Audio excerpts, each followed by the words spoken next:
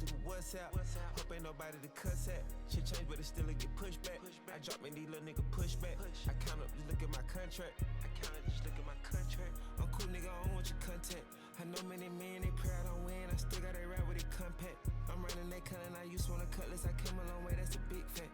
Big gun on one of your big fat. Get your bitch chicken in like a dispatch. About money, I don't want to chit chat. Don't care if it gotta be a couple of years. I'm gonna get my leak back. You know why I came up, you know why I run with my nigga. Don't never forget that. Been flooded the range, been flooded the chains, and get a kiss drip. They remember that. I might be ducked out with a village jet. I hop out the Maybach, jump on the jet. If I was advertising they had like they wanted, I gave it and they ain't even want it yet. This VVS diamonds, if I'ma go diamond, this trend like a Christmas ornament.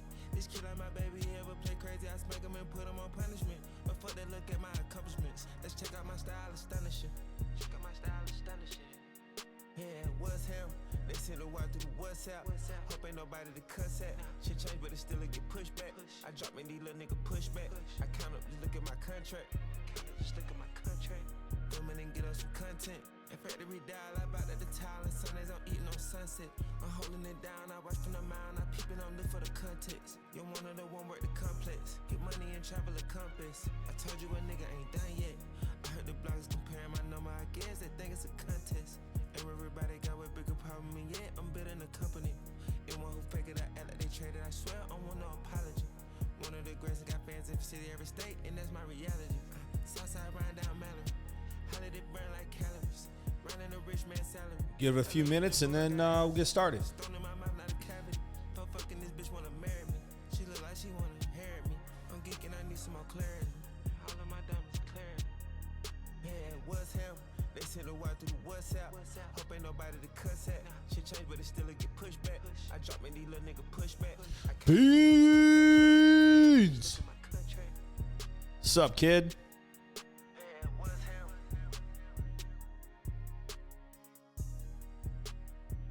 I don't know why, man. Beans is the perfect nickname for you.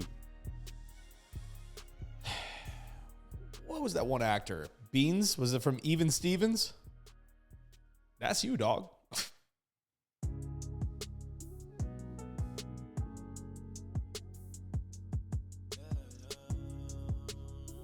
Bro, it has to be from Even Stevens. Hold on.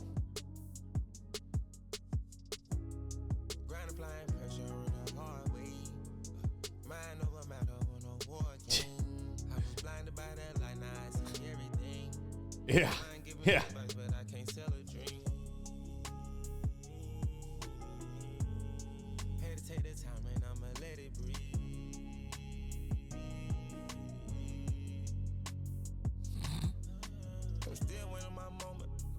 Bro, that is you. Not in terms of look. I mean, you don't look that bad, but it's more of like personality type. All right. Let's get started here in another minute and get rolling. We got some ground to cover. Working out in Boston, Moe, training me like Creed. Training me like Creed. Training me like Pop fuel, I'm geeking on shrooms. Call your bitch, told link, she come through. I'm healing up, my inside still bruised.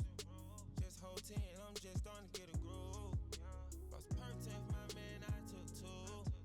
These niggas real hoes and they talk more than the news. Okay.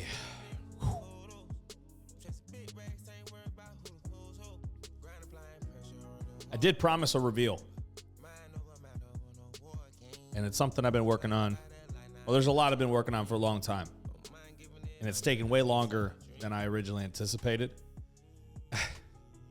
Some things are just like that. It has been a lot.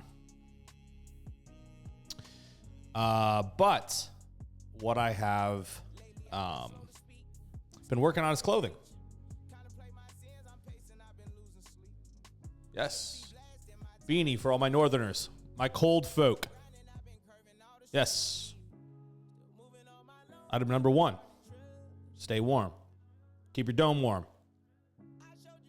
Nice quality. I wanted to start with beanies just because it was already wintertime. I figured it'd be best to do that. And then we can go on to like caps and stuff like that too. Next. Yes. Jacket. Nike jackets. Right? Come on. Oh, I forgot I'm connected. Hold on.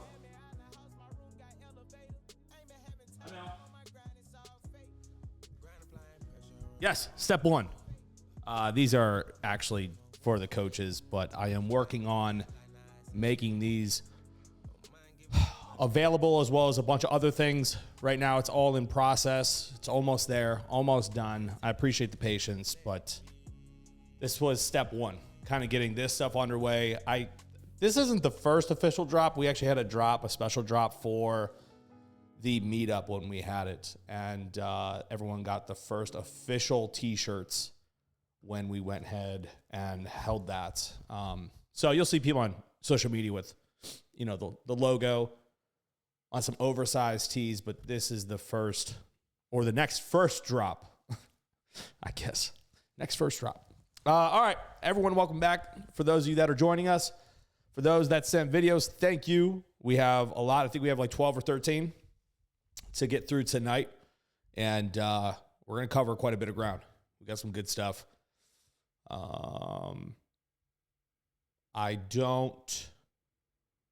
did not look at all of them, but I did look at some. We got some good variety here.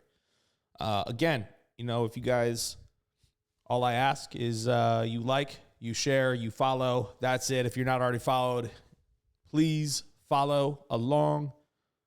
Hit that button. I appreciate it greatly. Share on your story. It greatly helps me. I will not charge you anything for this, and I will just get you the help and assistance you need. And some of you really need fucking help. No, I'm just kidding. But this is free. As long as you follow and you share with others, we want to get other people involved. We got some new people today. We got some old people today. Not age-wise, but like they've been here.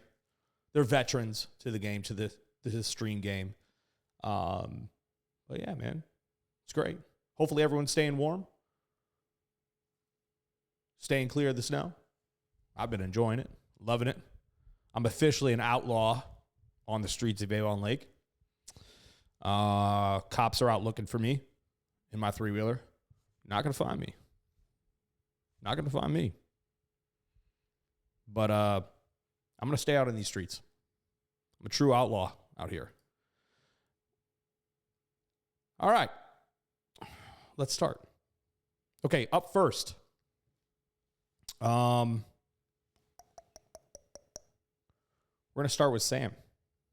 Everyone can hear me. We're all good. Just want to make sure real quick. I think Bean said she can hear me, so I think we're all good. But just want to be sure. Before I dig too far and I'm like halfway through, people are like, yeah, I can't hear you. Shit happens, right? All right. First up, Sam. Big Sam. We got a wide, she calls it the weird semi-sumo stance. So I want to talk about the difference between conventional and semi-sumo or sumo in general. A lot of people do this exercise per what they feel. That's how they make their selection on what to do. A lot of people have this misconception that sumo stance is glutes. Not necessarily. It's not. It's more adductor. The wider stance you go on any of your leg movements, the more adductor you're going to want to get. And you have to be strategic about building adductors. Some people really need it to close a gap in the back and create this depth to their physique. In some adductor, if you add adductor strategically and not too much, you can actually make glutes look bigger. Furthermore, if you add too much adductor, specifically in bikini and fit model, right, it starts closing the gap and can make your legs look bigger. So you have to know exactly how much adductor to add, period. You can't just go add an adductor all willy-nilly. Even for guys, I think there's an appropriate amount of adductor, and I think some guys just completely lack adductor, and it takes away from their physique, and their legs look a lot smaller than what they are. So Sam at Nationals basically needed size everywhere. And so I wanted to pay attention to a little bit of adductor because I think, she has already great glute development. We just needed everything to be a bit bigger, look denser, more muscularly mature. And so I selected these semi-sumo deadlifts because In a conventional deadlift, you will get more glute max, period. That's specifically if you make it more hip hinge bias and you're not necessarily, you're not making it this like bend down movement. Obviously, with a traditional deadlift, you're going to get a lot of knee flexion. And a conventional dead where you go more hip hinge bias, you're going to have less knee flexion, more hip hinge. Like even from the top, standing straight up and down, you would hip hinge back, which works out really well. So you automatically have like this RDL in motion. Once the bar passes your knees, you're going to add that knee flexion in, bringing the bar, the rest of the weight to the ground, but hips are still trying to move back in this case. It's like an elongated or extended RDL in a sense. And you may say, well, what's the difference between an RDL then and a conventional deadlift? In this case, where I'm trying to develop glutes, I mean, not much. Not much. Does there need to be a difference? I mean, I hope you're not doing deadlifts and RDLs in the same day. That's surely a lot of hip hinge. But in terms of frequency and trying to build muscle, I would include both if I needed more glute max. However, if you have issues with low back, it's because you're bending over too much in this conventional dead. And for some people with long femurs or longer torsos, this can get really complicated. But in the case of this semi-sumo, I wanted the best of both worlds. I'm like, yo, we need glute max development. We need adductor development. So I kind of split the difference. And I was like, I want this semi-sumo deadlift. Sam calls it weird. That's okay. Sam's weird. So let's call it what it is. You know, let's see what it looks like. Let's start there. Okay, so we can see her stance. First, I want to note she's not wearing shoes. Thank you. This is great. This way she can take her toes and they can press down into the ground. She can dig her heels in the ground. We got this triangular foot pressure, which I always talk about and emphasize. I want that to be a priority. Now, first movement from the top. Look, she's already starting to make it. Hips are moving back. Crucial. Look at that. Hips are moving back. Hips are moving back. Okay, now that she's started to hit her knee, the plane of her knee, the knee starts to bend.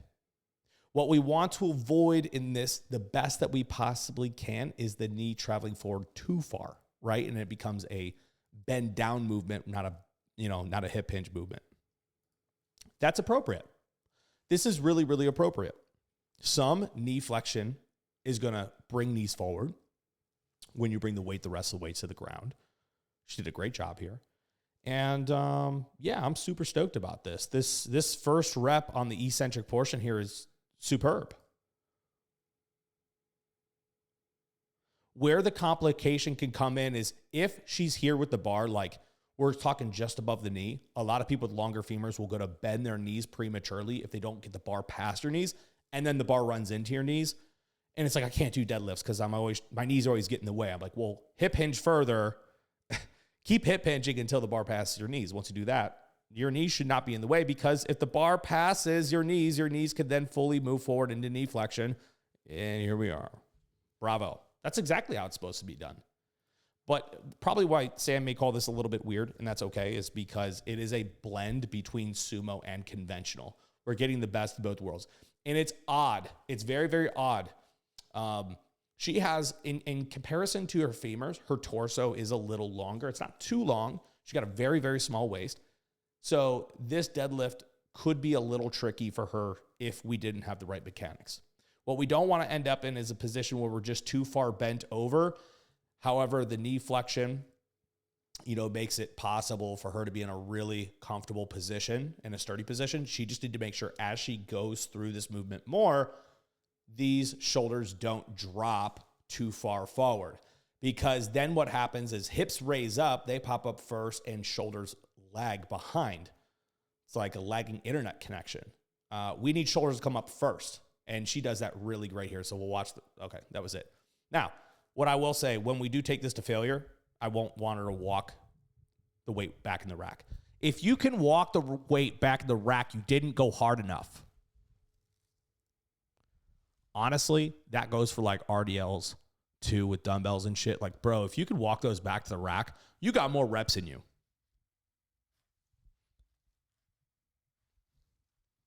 Okay? You got more reps in you. And you need to stop being a little bitch and get more reps, But she's actually in RIR right now because she's reversing. So that was not directed at her. But if you're walking that weight back in the rack, get back in there. All right, get back in there. Go harder. All right, who is next? Let's stick with Sam. She got a couple in here. Where's Big Sam's next movements here? Oh, Big Sam number 2. I went with real rigid names. Okay. This is her good morning. V squat good morning. Yeah. One leg's hanging off. Hold on. Back up. Okay, so what this setup is, it looks like it is a good morning. In a good morning, basically we're trying to replicate, it is another hip hinge movement. We're trying to replicate the RDL. The weight is just displaced up top. However, I see this single leg. So I wouldn't necessarily do this single leg. You know what I mean? I wouldn't, Dasha. Oh, okay. I'm sorry. This is you. Okay. This is not Sam. Sorry. Sometimes I can't see people's faces. And then I have everyone's videos when they're uploaded. It's like a bunch of dates and numbers. And I'm like, oh, no. Okay. Let's talk about this. This is great. So basically, I'm going to start this from the beginning because I want to look at the initial setup here. And you're doing this for a step down variation. Okay, cool. Let's take a look at it. What we're going to look at is the direction of your hips and then the direction of the weight and see if they're moving together. Because ideally, like we're obviously trying to hit glute max here. We're trying to get glute max all the way elongated, right? From top to bottom. So let's look at the finishing position here. Okay, great. Here's the bottom position. Is glute fully elongated? Hell yeah, it is. But the weight with how deep you have to go, it's moving down and forward. It's pendulum swinging down and forward. Hips are moving directly back. Let's watch that back again, right? So from this top point, weight is starting to drop, and then watch how it drops down and forward. You'll kind of see the seat, how it becomes a little bit inverted. See how that seat hits that bottom point, and you see it kind of swoop forward. It pendulum swings forward slightly. That's the weight pathway moving down and forward. Your hips are moving down and behind you, and you're trying to load that. So the weight, the direction of the weight, and what you're loading, opposing directions. So I wouldn't say this is probably the best option for cable step downs, but it's also not the worst. I'm a big fan of cable step ups in this sense. You could also do step ups on a Smith machine where you set yourself up on a box and essentially you drop all the way down in a linear fashion. Now, whether you have a angled Smith or a straight Smith may change our setup a little bit. You know, I would just do the Smith if you're looking to have a guided pathway. This is a guided pathway. Like I said, it's not a bad option. It's just the weight pathway is moving down and forward. Your hips, the loading target is moving backwards. Don't get me wrong. Like, hey, glutes fully elongated here. I think where it's going to become problematic is if you go up and weight too much, look how bent over you are. We may find that low back starts to take a lot of the burden here, you know? I'm big into risk prevention. I'm big into injury prevention when it comes to exercises. And one thing I stress to people, especially with exercise selection, make sure you can do that exercise for a very long time. If you can't do an exercise and overload for 6 whole months without your injury risk going up, and naturally it goes up anyways with higher weight, but if you excel that or accelerate that because of being in a compromised position like this, being all the way bent over, then we're a little bit worried. Are you training outside? Oh yeah, it's worn by you. Never mind. It's worn by you, not by me. I'll never know what that's like, for real. That's awesome. Training under the stars. They should have like an event. They should definitely throw an event. Anyways, I would just switch to a Smith. That way you're a little bit more upright. You could still hinge back. Like your movement from the top is great. From the top, when we're in this upright position, we want hips to hinge back first. Hell yeah. Hips, they're going to go ahead and hinge back. Boom. That's exactly what we want to see. When we do a step up, we want as limited knee flexion traveling forward as possible. You'll see people do step ups, but their knee flexion is really sharp and their knee travels forward over toes. If that's happening, hips are also kind of being tucked under us a little bit. Allow your hips to move back naturally in a hinged position, even when you do like a split stance Bulgarian, First movement from the top, if you want glute biases, hinge backwards, hips back, hips back.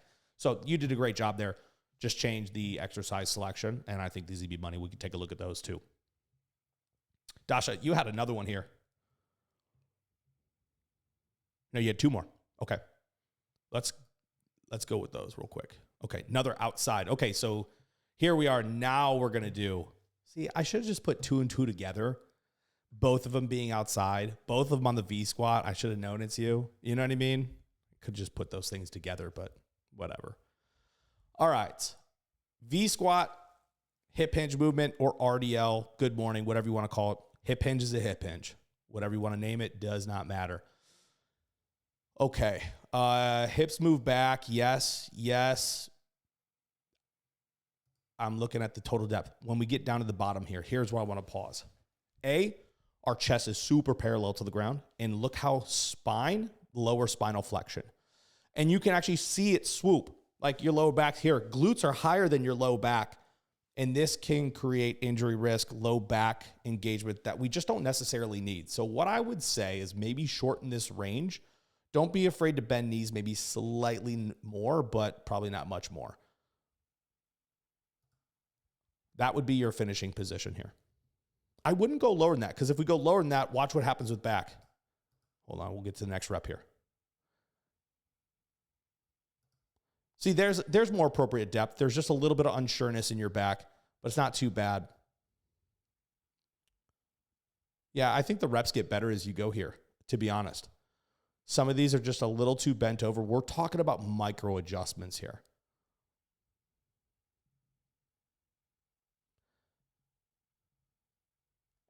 As you go, the form's degrading a little bit more and more. So I'm just watching these last few reps because we really want to be particular about these last few reps. And so this is a good talking point. I'm going to talk about first rep versus last rep form.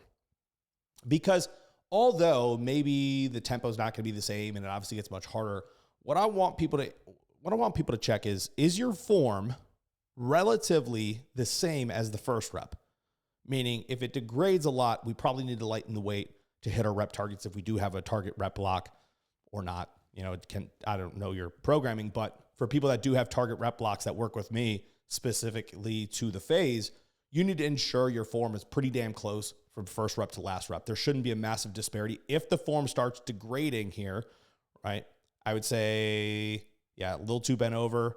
But as you go, like if you stop there, this rep would be really good.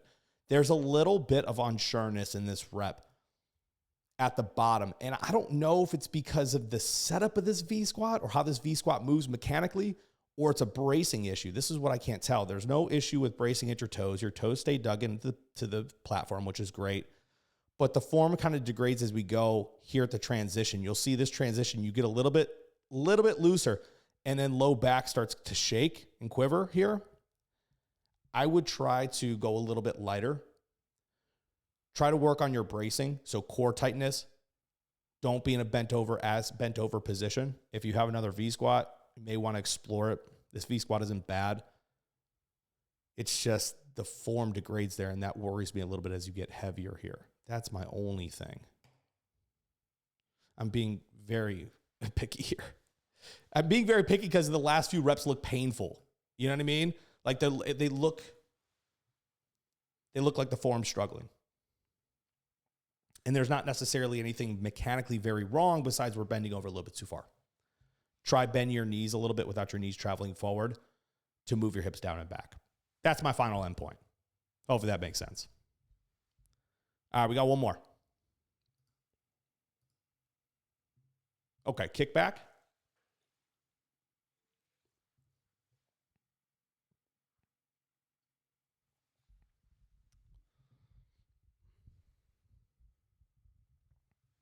Okay. Oh, it wasn't painful. Good. Wasn't painful, but was the last set, heaviest weight. Yeah, so at that point, you're pretty tired. You're pretty fatigued.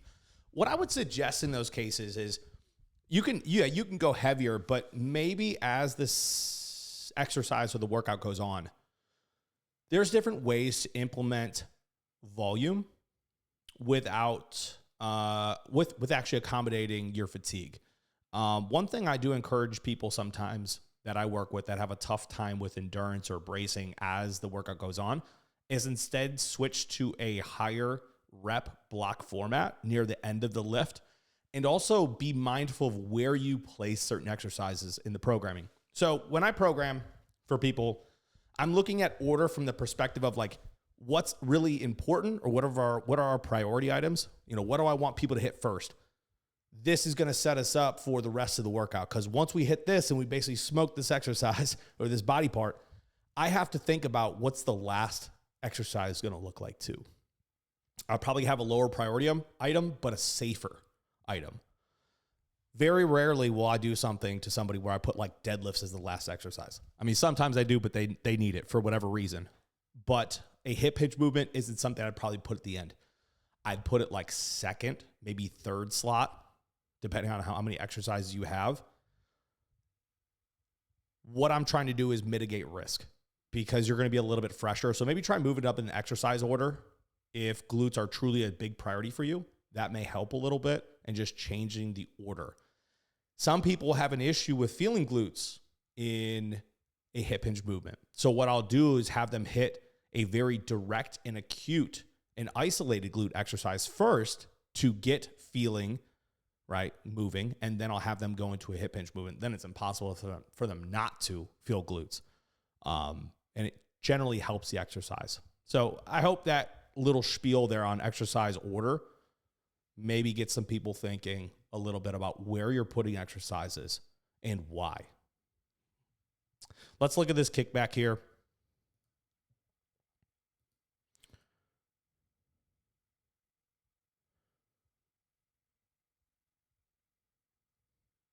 Okay, doing a good job at obviously allowing the knee to drive through. It looks as if hips are pretty stable. We do have, it's almost kind of like the same thing on the V squat, where there's different parts of your body moving a little bit in less stability. It's not a bracing issue. I don't think it's a weight issue either. And maybe we just need to slow down tempo slightly to be braced a little bit better, because sometimes you'll see how this weight, when you move back, your hips move back. When your knee comes forward, your hips come forward. See them? They're literally moving like this, your hips, just slightly back and forth. What I want you to do is get your hips back and then put them in position. Generally speaking, since you're just training glutes in a kickback formation, nothing else should move. Everything should be sturdy, stable, immobile. When the hips start moving forward, specifically on the eccentric, and we're going to watch this rep a little bit slowly here, I want people to see as you bring your knee forward here, right? Here you could start bending your knee a little bit sharper. I would bring hamstring or calf to hamstring, because as you cross this threshold and this weight brings you closer and closer, watch your hips. Your hips start moving forward. And you can see, because you can see now your right glute, it is visible. So now you're in this pause position. Just bring hamstring to calf here. Keep hips hinged back. This is going to create a safer, more stable kickback. In any kickback formation, we just want to make sure hips are stable. They're not moving either backwards, forward, side to side, whatever angle we're kicking back from. That's what's important. Now our kickback, just fine. You're not kicking up too high and you're not seeing this pelvic tilt. All pretty good. It's really just in the eccentric, we can bring calf to hamstring a little bit if you want to do this knee flexion variation and keep your hips stable really well, because every time we see hip movement here, but it's slight, right? But those slight things make a big difference. So I hope that helps.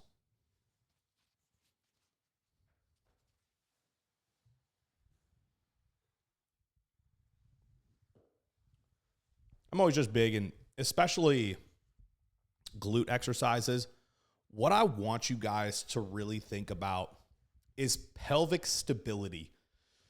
Now, I think it's important to be able to train your pelvic mobility, doing anterior and posterior tilts on a regular basis, like seeing how far you can get your hips into anterior rotation, how much you can get them into posterior. And I'm literally doing this as I'm talking to you. I'm moving my hips anterior, posterior, anterior, posterior, without the rest of my body moving. I'll work that mobility, because especially women in your back shot, you need to go an anterior pelvic tilt, bring your glutes up to the middle of your back. you need to be able to have a strong anterior pelvic tilt. However, mobility is one thing, stability is another. And if we can incorporate glute kickbacks, all the variations, there's a ton, hip thrusts or glute bridges, all the different variations of machines. Even in your RDLs, all the different variations. We need to be able to get your pelvis to stay really neutral and stable. As you move into hip hinge, your hips are obviously hinging backwards, so that the tilt axis does change. But for the remainder of it, like, we're trying to keep a very neutral pelvis, and we don't want it tilting, especially like as you get to the bottom of a movement. Your spine shouldn't be arching, and your pelvis shouldn't be tilting. Keep spine, pelvis really neutral. That's what I'm getting at. It's a very long-winded answer. All right.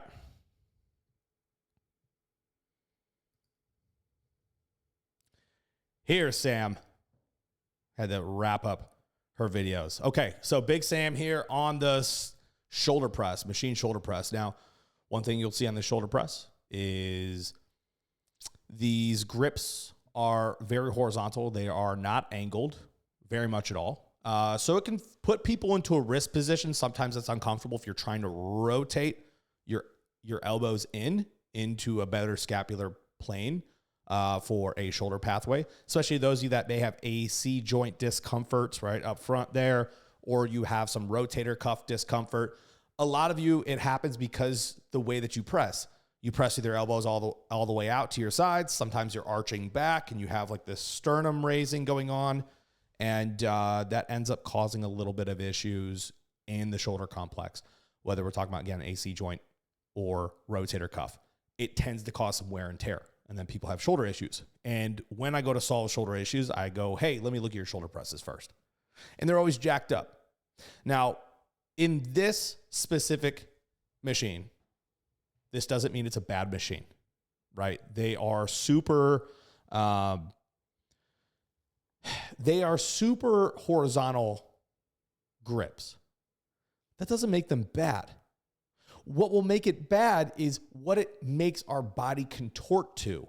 Sometimes machines have some very rigid mechanics. There are some really bad machines that put you in compromised positions because you can't turn your wrist. You can't get ergonomical, right? You can't get ergonomical. Haley, thanks for subscribing. I appreciate you a lot. I don't even know what that is, but I'm excited. I'm fucking excited. All right. So anyways, it's very, very cool. So let's look at this machine. Let's see if this machine contorts her mechanics. And what we're looking for is what happens with wrists? Do they have to turn? Does she have to stay in this very rigid position? Are elbows allowed to rotate in intuitively? And can we keep sternum in a neutral position? Sarah, what's going on, my girl? How are you doing? How are you doing, friend? I miss you, and I hope you're doing so well. I've been trying to keep up on social media to see how you're doing, and I just want you to know that I miss you a lot, and I hope you're doing really well. So let's watch this rep first and see where it goes. Okay, so at the top, she's already got her elbows rotated in a little bit, but you're going to see, I really want to see what happens at the wrist. So as we're going down, she can maintain a super intuitive pathway here with her elbows. The wrist is contorted just slightly, but it's not causing discomfort at all. Sternum is in a neutral position. We're good. She's a shorty. She can't put her feet flat on the ground, I don't think. It's okay. Excellent. And I don't think with this exercise she has to get any deeper, to be honest with you. I think this is good depth. I think this is appropriate. There's what I'm looking for. Okay, let's go back down to the bottom of the rep. Watch how wrists have to turn in. That's what I'm talking about.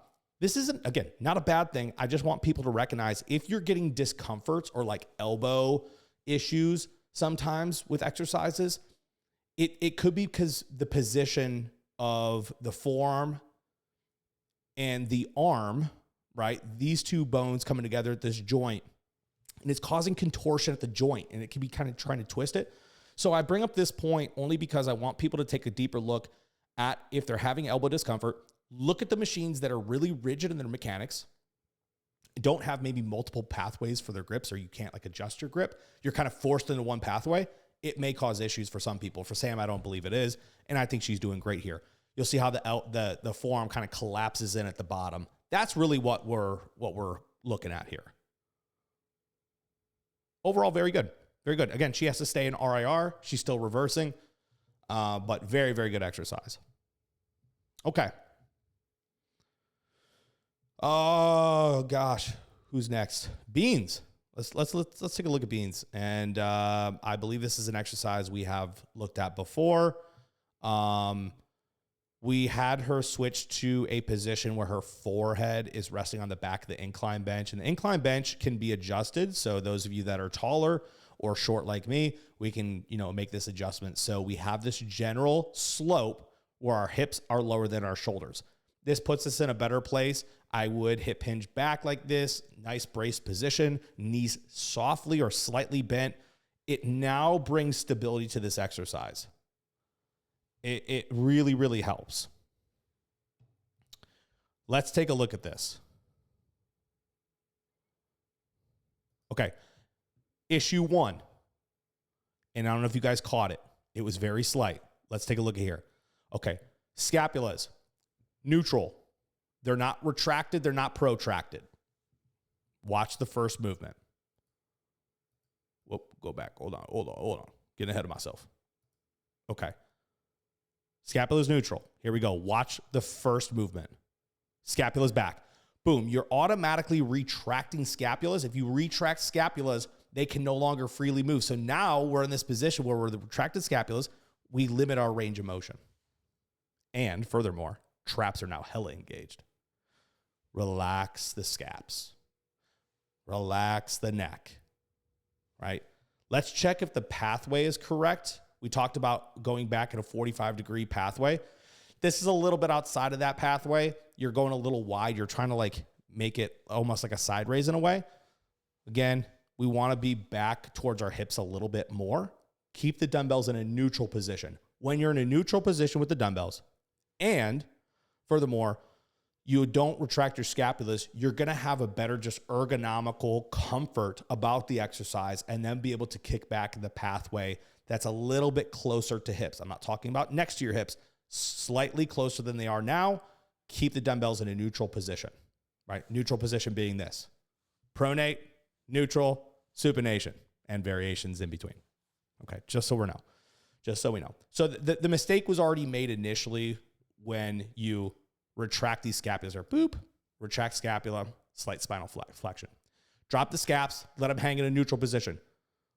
You're holding the dumbbells fairly neutral here. You would just kick back at an angle, keeping elbows fixed, immobile. But you're almost doing a side raise. Does that make sense? Yeah, you said okay. Yeah, you get it. Okay, cool. I'm glad you get it. That adjustment will make all the difference in the world. Okay, let's take it a couple reps in, and I want to see how bad they get. So now we're back just in the pathway. It's the same exercise we were doing when we first started, right? But at least you're now in a great braced position. You just need to relax your scaps. Yep, relax your scaps. Guys, in any back work you do, I would highly urge you to do scapular cars. Scapular cars, you can look them up on YouTube. This will help mobility for scapulas in protraction, retraction, and getting them to go through the range and at the extreme points of the range. This will help a ton. It'll help your lat engagement. Gosh, it'll maybe even help some of you relax your shoulders a little bit. We talked about relaxing your neck. We talked about that last stream. And I hope some of you have been aware and practicing that this week, seeing if you're stressed in your day. It would really help some of you. Okay, we're going to move on. Number 2. Oh, yeah, she was talking about these, and she said, these are bad because I have daddy long legs. I said, yes, you are built like a daddy long leg. You know those, like they're little tiny pea head spiders, but they got these long ass fucking legs. Yeah, she's a daddy long leg. 90% legs, 10% beans. for brains. I got it down. I got the percentages right. I think I do. We're going to take a look at deadlifts. Okay. These are challenging for her because she has such long legs. And I kind of started the stream with this, right? I started the stream by talking about the different variations of deadlifts. And there are some cases where she's probably going to do like conventional dead here. And maybe the conventional dead isn't best for her. But we're going to take a look at the setup first and then go from there. Okay, so obviously you can see how long this femur is. I mean, look, you can see where the knee starts and the femur goes all the way back. She doesn't have the longest torso. It's a shorter torso. This could play to her advantage. This looks like she's now in a slightly sumoed variation because arms are on the inside of her thighs. So this might not be bad. Let's see. Yeah, you're pulling from a bad position. This makes it increasingly harder. Folks, if we do a deadlift and we pull from a shitty position, we are going to have a shitty deadlift. Another thing that my dad taught me when I was young is like, once you pull rep 1 and it's shitty, the rest of it's going to be shitty. So my dad's like exact words. I sound like my dad the older I get. And so what I would say is we got to find a way to pull up with our shoulders. Folks, when we're deadlifting, what you have to realize is where your shoulders go, your hips will follow, because guess what? They're connected. Shoulders have to go up. They have to be the first to pull up. So what I want you to do in this position here, I want you to tighten your whole body. I want you to pull up on the bar without raising the bar off the ground or lifting the bar off the ground. I want you to take time to load your entire body, pulling up with your shoulders. Don't bring your head up. Keep your spine neutral. Keep your neck neutral, okay? You don't have to like look up, but I do want you to lead with your shoulders. Imagine a proud chest bringing your shoulders up so that way when you load this up and you go to take off from the ground, your hips don't pop up first, because that's going to be traditionally what's going to happen with these daddy long legs. I mean, right there. There it is. Okay, so let's look at the rest. From the top, is it a hip hinge? Let's see. No. There's knee flexion here. Why? The bar's running into her knees. So what I want you to do instead from the top, this is kind of going back to exercise 1. From this position, hips move back, and they should move back, move back, move back, move back until you get to this position. Then knees can bend. If you don't, not only does the bar run into your knees, but your shoulders are going to drop forward to try to get the bar over your knees. Okay? So it puts you in a compromised position automatically trying to do this.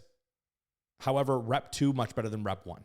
So you need to load harder, load better, pull up with your shoulders on rep 1, because you can do this weight. This isn't a problem of weight. This is a problem of order of mechanics, in my opinion. Who's in the back? Is that Suzanne in the back? That's definitely Suzanne in the back. Tell Suzanne, get out of the back. No, I'm just kidding. Hi, Suzanne. So again, I think rep 2 is good. So it's not that you can't do the weight. You're strong enough. You can do it. I'm fine with the mechanics. I'm fine with the setup. I'm not okay with the loading. The loading needs to be improved. Load your body, pull up on the bar. Don't lift the bar off the weight. Make sure your core is braced, feet are dug into the ground, triangular foot pressure. Everything's fucking loaded. And then pull the bar up via shoulders lifting, not hips lifting. And then the rest of your reps will be pretty damn good until you get tired. This is where we go to safest, best effort, not failure, in an exercise that could pose a little bit of risk. Yeah, deal? I hope so. Okay. Let's see that again. I want to take a look at that, because I think if you can get this right, you can get a lot of this exercise. Because granted, it is a slightly sumoed stance. It's not all the way sumoed, but it's slightly sumoed. You need adductors, you need glutes. You need muscle in general. And this is an exercise I would choose for you for sure. Okay, going to Kim. Kim has put on some serious muscle tissue. I mean, serious tissue in like the last year. We're about to go in another growth phase starting next week. Try to get her to a figure stage. This will be her first NPC figure stage. So.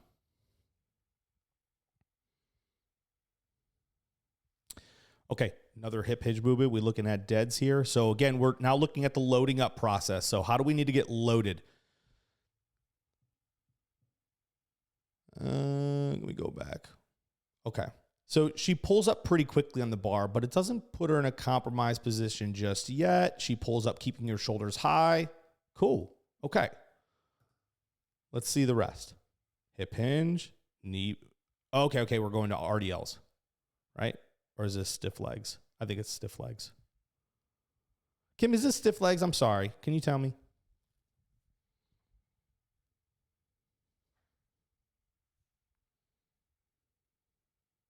Because if it is stiff legs, I got a few key points. I think this will help a lot of people.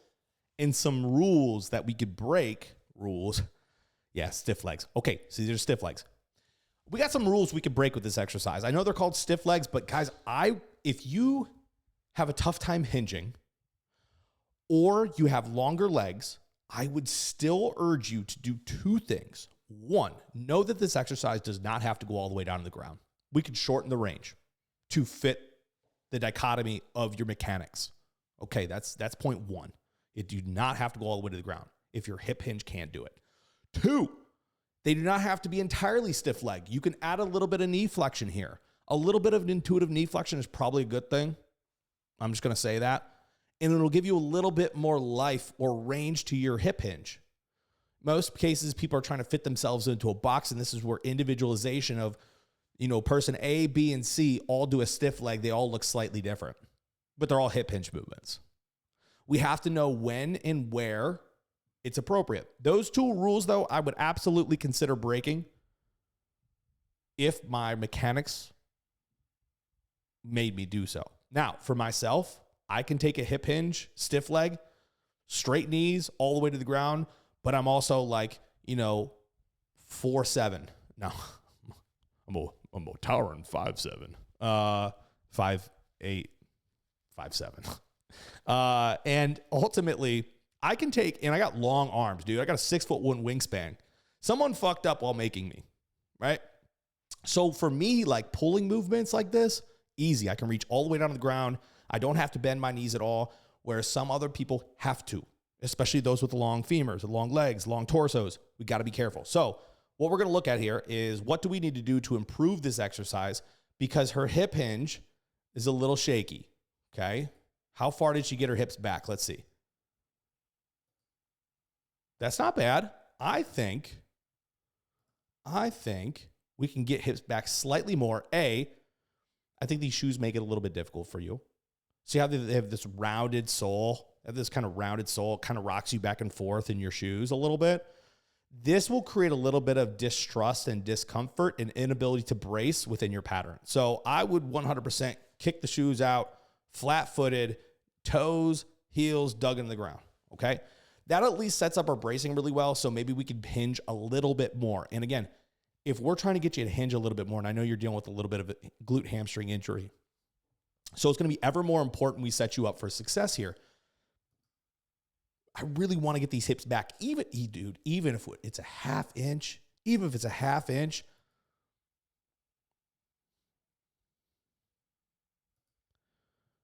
Yeah, I mean, if we could just get hips back a little bit more and you can get a little bit comfortable there with pressuring down in toes and heels better, I think we can get a little bit more out of this.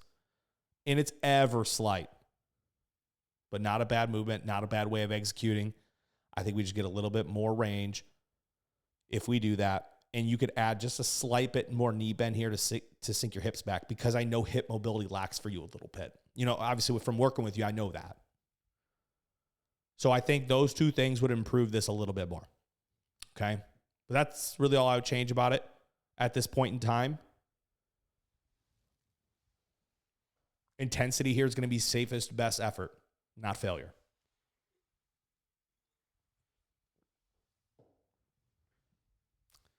Okay. Yeah, pretty solid. We make those a few adjustments. Let's see that next week in check-ins for sure. All right, Laura. Welcome back. Hey, we took a look at this in the DMs on Instagram, and this improved immensely. Okay, and I'm super proud of her for picking up these 110s. That's 110 pounds in each hand. And what I really want to look at here from our previous conversation and review is how's the tempo? How's the control? This already from just this clip, it looks like a beautiful finishing position for an RDL. Slight knee bend, glutes back. Oh, you said I wasn't meant to upload. Sorry. No, don't be sorry. This is awesome. Oh, wait, is this last week's? This might have been last week's. Oh, you said hip thrust. Okay. This might have been last week. So last week's we were just covering basically just slow this down, slow down this eccentric, and then be able to get into this finishing position here. Make that the finishing position. Okay. So we'll go on to the next one. But that was really what the conversation was a lot about. And she improved immensely by slowing down the eccentric. I'll say this.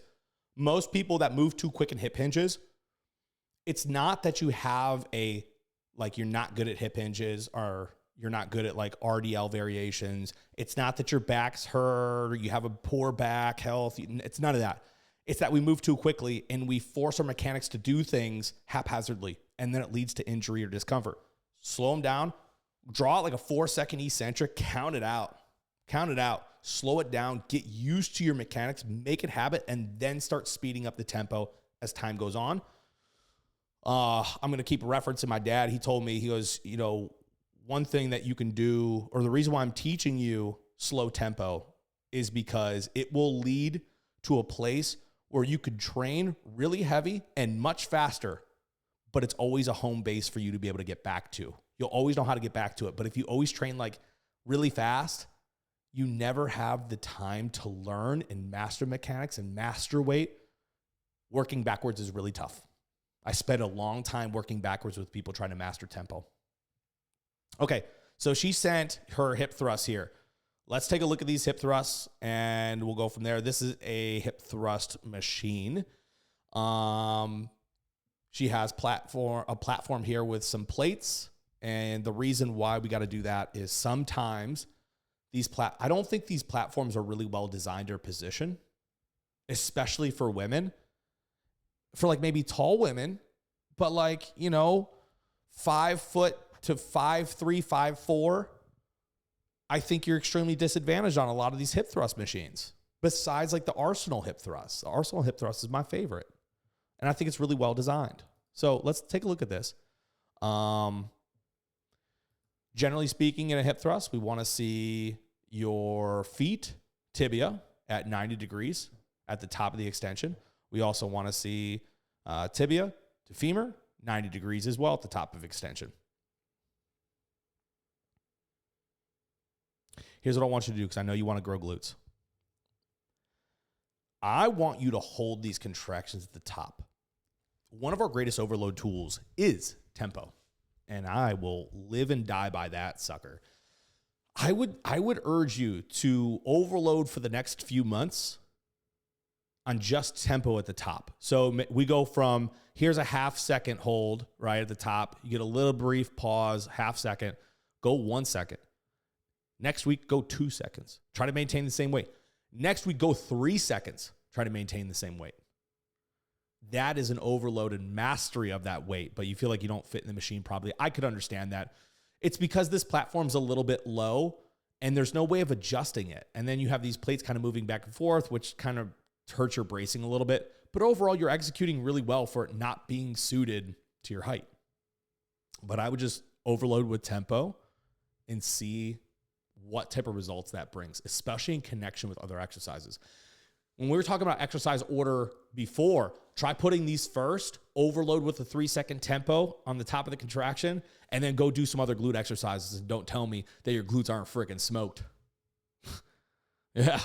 You will recruit a greater number of muscle fibers when you improve this engagement via tempo overloads, especially for glutes and isolated glute work too. Very key component to a lot of glute development. At least from what I've used in the past, and we've built some glutes. We've built some incredible glutes. Okay. What's left? What's left? Shira. What's up, fam? I'm so glad you sent videos. We got three. She's on a hell of a run with some deficits right now. We're in a cleanup phase, coming out of a really impressive growth phase. And the weekly body fat loss is wild. Absolutely wild. when I was talking about in my story about 4, 5 pound, 2 pound, 3 pound average weight losses on the week, man, she was one of those people where it just like fell off. It was crazy. I know she was kind of sick at one point, one week, but it's been consistent. She's dropping like wildfire. I have never seen people in my career drop body fat like they have been recently. It's incredible. So let's take a look at this. We have a cannonball squat. This is something that I have started to incorporate a little bit more just to bring some variation here. Basically, what this can replace is like a narrow stance Smith squat where heels are elevated. But what we're trying to do is bias quads here. And it's called cannonball squat because at the bottom of the movement, it looks like you're doing a cannonball into a pool. Yeah, creative. I know. Creative. But it is, you're going to see at the bottom, she's going to look like she's doing a cannonball. Now, in this, I do like to see heels elevated a little bit here. So, and this machine's a little funky because it's angled back a little bit. But I want to see if that runs with the angle of the trajectory of the weight and if it aligns. So it kind of moves down and forward. I definitely still think we need to elevate heels just a smidge. Elevate heels just a smidge. Maybe like a 10-pound plate. And then let's go narrow stance, toes not pointed out. Let's go narrow stance, toes straight, knees straight. Now, what we're going to be doing here is we're bringing those knees together. If you've ever seen someone do a very quad biased, glute biased leg press, it's very like low as your ankle mobility will allow, narrow stance leg press. We're going to basically replicate that. And the bottom movement is going to look like she's doing a cannonball into a pool. See how we're leaning forward. We have maximum amount of knee flexion. Knees are actually moving forward over toes. This is why I say probably try to elevate your heels because this will now have weight distribution forward, sharpening the knee angle, putting more pressure on the quads. You won't have that sinking back of your hips a little bit at the end. It's very, very slight. And it's right there. It's barely anything. We can make small adjustments here. So again, running through these, heels elevated, narrow stance squat, so non-V squat stance related, and allow your weight to transfer forward onto balls of your feet and your toes, and you'll have a really, really good cannonball squat here. Great for quad development, a great alternative to hack squats if hack squats bother you, or some people just don't have hack squats they can fit in. This is also a great variation to narrow stance Smith squats too. So whichever one you like best, you can do, but these are a great alternative. There's not many reasons I use a belt squat, honestly, anymore. There's just much better variations, and I don't like some of the weight arcs or weight pathways of these machines because look, it's a pendulum. When it goes down, it swoops down and forward, which can be a little challenging, except for on this exercise. It's great, right? If our weight's transferring forward and we try to load our quads via sharp knee flexion, this aligns perfectly. This is a great, great exercise to be able to do. So no, this is awesome. Few adjustments there. Let's see it again and see what happens here. All right. Isolateral pull down, cable variation. What we're going to be looking at here is, can we hit a little bit of lower lat here? And remember, with how lats are on the body, they originate at the spine and they insert right on the arm, okay? And they wrap around, up and around on the rib cage. So that up and around, right, in a diagonal fashion. So if you're training lats and you want to get them fully elongated, guys, you guys are going to reach up and forward, up and forward. I got to have my arm coming up and forward because where they originate from, bottom mid-spine, up to the arm, okay? I have her in a supinated grip here because if she goes into a pronate grip, when she rotates from this supination to this pronate, she can get further away from her body, but once you transition into pronation, your lat disengages and your rear delt now gets lengthened and engaged and is now going to do the pulling from here until you get back into supination here, or you get closer to the body, the lat won't engage. So if you do this exercise, stay in supination or neutral grip, you will keep your lats better engaged. Whereas if you transfer into a pronate grip here, right, then you'll go ahead and see lat disengage a little bit. All right, let's take a look. Now she has her free arm posted on the seat to create chest stability. We don't want chest moving back and forth. We also don't want elbows turning. In back movements, we don't want this torso turn. Anytime we're turning torso and we go to pull, like if I go to pull back this and I'm pulling this back, when I pull back, my elbow pops out away from my torso. If elbow trends away from torso, yeah, and it's flaring out, the more your elbow flares out, the more rear delt you're going to get, the less lat you're going to get. Keep your elbow tight to your torso, whether you're doing a pull down in the supinated fashion, you're doing a neutral grip row. If you want lats, keep your elbow tight to torso. Don't rotate, because then you change the direction of pull and elbow will flare out, because you can't pull down and keep your elbow tight. Like it's very awkward to do. Your elbow actually tries to flare out. So that's my 2 cents about lat work.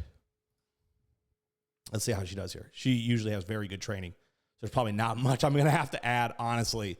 Yeah, look at this. She pulls this elbow down towards the ground, basically to her back pocket, and she's not trying to pull the elbow behind her. If she was trying to pull the elbow behind her, what would happen is the elbow would flare and she would get a little more rear delt than we need. But because she's driving this to the ground and the elbow stops, it can't go back further because she's not turning and contorting her body. It is now mainly lat bias. This is beautiful. This is what we want to see. And we want to see this intensity. I didn't even see the rest of the exercise, but I know I can count on her to get the job done. Any day of the week, any exercise, anything I throw at her, I know it'll get done. Yep. Fantastic. Fantastic example. Okay. Lastly, it looks like we have a bent over cable row variation. There's a couple different variations, and I'll talk about the different variations for this, but there's a few. We'll take a look at this one. Okay, so we're using these rope pulleys. Now, here's the issue with this long term. We were talking about in the beginning of the stream, longevity of exercises, selecting exercises you can do for a very, very long time, right? The issue with this, eventually, she's going to max out the weight stack. I can bet on that. B, the weight stack might outweigh her ability to counterbalance. So what do, right? We're going to have to select a different exercise variation of this. And what I want really out of this exercise, it being a bent over cable row, is think about bent over dumbbell rows. We do them single arm.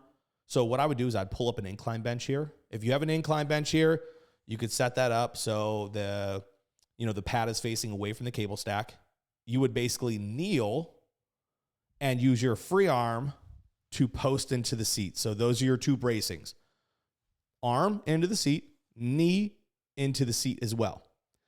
Going to use this arm, this working arm, to reach forward, right, and pull. Now, my chest is going to be in an upright position. I know we were saying how it will essentially replicate a bent over dumbbell row. Sure, but whether I do a dumbbell row from this position, bent over position, fucking upside down outer space, I don't give a shit. It's still pulling in this direction. Just because torso position changes doesn't change the line of pull necessarily, okay? Or what we're targeting. So what I would do, get this incline bench there, free arm posted, knee posted in the seat, taking this, the row side leg or foot, maybe digging it into the ground ahead of you, right? And then we're going to row elbow tight to torso, single arm. We do this, it's just going to have more longevity. And again, I could look at this exercise knowing you're going to do it well. And even here, we'd probably want to be a less bent over because it is slightly like pulled over like, but not bad. It's just going to be impossible to counterbalance this eventually. Unless we get you to like 200 pounds. What's up, big dog? You want to go? No. In time. I think that variation you're going to like a lot too. All right. I think she got one more. And then is Danielle here with a video? Yeah, Danielle has one as well. So We got 2 more. Let's see what we got here. Oh, no, we did all of ours. Okay, so we just got Danielle's video left. That's it. Okay. We're looking at another hip hinge movement. We got a lot of hip hinge movements. But I feel like these are the most troubled exercises in bodybuilding or anybody's fitness journey. I think a lot of people have hip mobility issues, unawareness of hips. And I find that to be even like in the, combative sports that I've done, people lack hip awareness. Like they do not know how to keep their hips in motion and stable at the same time. It's like you could drop a cat from a plane and it'll land on its feet. Yeah, great hip awareness. Them motherfuckers are crazy. They can fall off a cabinet. They'll land on their feet. Hip awareness. Insane. That's what I'm talking about in terms of hip awareness. Dude, if people fell today while walking, they would land all crazy on their neck and probably break it. Like people just lack awareness, body awareness and hip awareness. And so it's something that I think grappling really gave me a better understanding of in wrestling in college and now jiu-jitsu, obviously. It's something that's just ingrained in me. So for me, it comes natural. But a lot of people just don't have the natural mobility. And furthermore, our lifestyle does not support mobile hips. Like, look at me right now. I'm sitting here in this chair, sedentary, not moving. You know how sedentary we're supposed to be as humans? We spent millions of years of evolution to get to a point to be bipedal, and now we're sitting in office chairs all day. We're sitting on couches all day. Yeah, hip mobility is going to suck. You really want to become better in terms of mobility? Move more. Move more. And so these people, a lot of people have trouble with hip mobility exercise, which is why we see a lot. It's not weird at all. It's very normal. Actually, honestly, it's probably the thing I could expect the most people have trouble with. So I love that we're always looking at these, and I encourage people to do hip cars. I encourage people to move more and sit less. I would encourage you guys to get mobility work done, especially on your hips. If you tend to have really jacked up hip flexors, move more. Yeah, move more. Get body work done. You may have stronger quads than you have glutes and hams. A lot of people do that, and then they end up, the reason they have that is because they have poor hip mobility and hip awareness because they can't hip hinge right, and then they end up with low back problems and hip flexor issues. The issue is not your hip flexors or back. The issue is your hips. And so there's a little bit of a mobility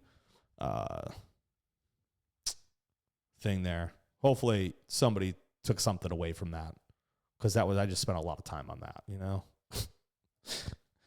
All right. Great hip hinge. Look at this. Let's see. Yes. Wonderful. Wonderful. Slight knee flexion because she has super long femurs and her torso shorter. So Danielle needs to do stiff legs like this and hip hinges like this. She needs to add more knee flexion to her hip hinges because of her build. These are great. I got nothing for you. Nothing for you. I really, really like these. Really happy with where these are and how they've progressed. I like the added slight knee flexion. It kind of goes back to my point I was saying a little bit earlier. Beautiful. These are beautiful. Cool. Great. That's all the exercises. Anybody have any questions? I got a little bit of extra time here. We can tackle anything. It doesn't have to be training oriented. I'm fine with any questions because I got time. You know what I'm going to do after this is I'm going to go build Legos. I'm building and for those of you that saw my story, I'm building a Nissan Skyline GTR. The one from Too Fast, Too Furious. That one. That's what I'm building. So if you said Porsche, you said Ferrari, you're wrong. You're wrong. I was building a Nissan GTR, R34. My fave. Anyways, if anybody has questions, send them. However, I would appreciate if you guys could share. You guys could rewatch this. It will be on my Twitch, available to watch for like another week, maybe 2, something like that. But I would appreciate greatly if you could share, get more people to attend. We already have quite a bit of good turnout here. I do want to make these bigger, more people involved. Please follow if you're not already following. Please encourage others to follow. Your mom, your grandpa, grandma. If Haley's still here, I want your whole family, your family of 400 that own that city in Illinois and a 2,100 acre farm. I want all of them to follow. Oh, yeah. That's crazy. That's crazy. Yes, all of them. Yes, please tell your mom to follow Beans. Nothing like having the Romania mafia follow me. I know I'm well protected. I got a whole city of farmers in Illinois and the whole country of the Romanian mafia protected me and watching my back. You can't mess with me. You both are kids and adult. Yeah, we are. Yeah, you know what I find funny about millennials is we are aging less. I think, again, I'm going to toot my own horn. I have tried my best to stay younger looking. I'm 35 now. And ultimately, I try to age a little bit slower. Now, there's only one reason I can come up with this because, dude, I just started skincare stuff and, not bad. I got laugh lines because I laugh a lot because I'm happy. So I'm happy, okay? But no, my dad has a lot of laugh lines too. I think I age a lot slower and millennials age a lot slower than most people because we still do a lot of things from our childhood. I think we're still deeply rooted in nostalgia and the things that we love to do. And it's keeping a lot of us super young. I know I feel super young. I wake up every day, I'm like, dude, I'm 19. I swear to God. I feel better than when I was at 19 now. And I think we all just need to continue to live young, be youthful as possible, play, do fun things. Everyone was so in a hurry to grow up, and I was never in that rush. I was like, I'm good, man. I'm good. Good where I'm at. And now I look at people my age sometimes, and I'm like, you shouldn't have grown up so fast, Dude, skincare, I'm telling you. I got the secrets to skincare, and I got a peptide routine. Dude, Beans, I'm telling you, girl. Damn right.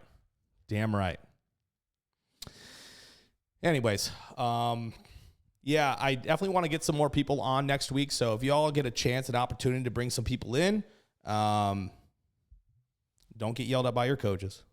Some people will get yelled at. I won't say names. Who gets yelled at? People really don't like when I help people. I won't say names, but people really don't like that. I can't imagine why. That's okay, though. Anyways, y'all, if there's no questions, I'm out. I'm going to go build Legos. I'm going to go enjoy this jacket. I'm probably going to sleep in this jacket tonight. Would that be weird? Anyways, hopefully we get some clothing up soon. I have a bunch of different pieces coming for everyone. They're all very cool. Hand designed and crafted by yours truly.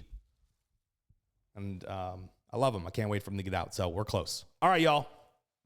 Have a beautiful week. Stay safe. Stay warm. Or don't if you like the cold like me. Bye.